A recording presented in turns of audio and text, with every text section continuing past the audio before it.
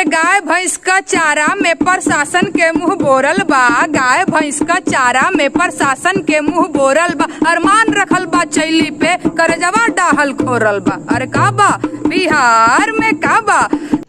रुको जरा सबर करो। बिहार में महुआ बा, मार्चे में घरे घरे बेचात एहिजा गांजा भांग महुआ बा। यही से गांव में आवत नहीं लइकन के गुड़ो अगुआ बा।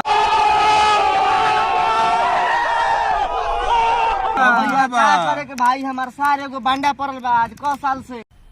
मजा आया और मैं ये जो मजा है हिंदुस्तान के हर व्यक्ति को देना चाहता हूं। सफाई कर्मी नर्स नाही ई कैसन अस्पताल बा, सफाई कर्मी नर्स नाही ई कैसन अस्पताल बा। दवाई बीरो खातिर भैया झेले के बड़ी बवाल बा। अरे का बा बिहार में का बा? बिहार में सब बा। आगे सुनावो तो चौकी थाना अपने बा, अब भैया थाने दार बा। 40 लाख पेंशन बा। भैया कवना बात के टेंशन बा?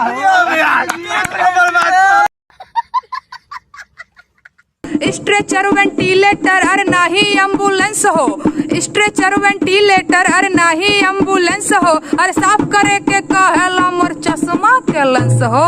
का बा बिहार में का बा? ए बबुआ बताओ तनी। रुको जरा सबर करो। बिहार में का बा? बिहार में सब बा। सुनावा बिहार में का बा? यूपी से आवत ता रोज घरे घरे फ्रूटी बा। ललका यूपी से आवत रोज घरे घरे फ्रूटी बा। आ एकरा में नीतीश चाचा के तनिको नहीं रुचि बा।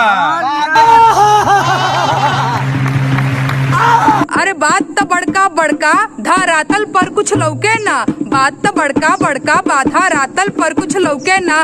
करे धरे के कुछ ना झूठाई नेताजी भौकेला। का बा बिहार में का बा? बिहार में सब बा। सुनावो और सुनो, लाज शरम इज्जत ये हमार ताखा पर रखा था। एक नंबर भैया बात कहले। का ब्यास बात सोच के बोल रहा सुन लो, लाज शरम इज्जत ये हमार ताखा पर रखा था। बात सही है बा। आ घरे घर रोज रोज कपार फोड़ल जाता।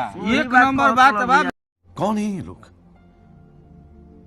कहाँ से आते हैं ये? और बताओ बिहार में का बा? बिहार में सब बा। आगे सुनावल और कौन सुनो, घरे घरे लोगन के हां जात यहाँ जान बा। बहुत जान गइल।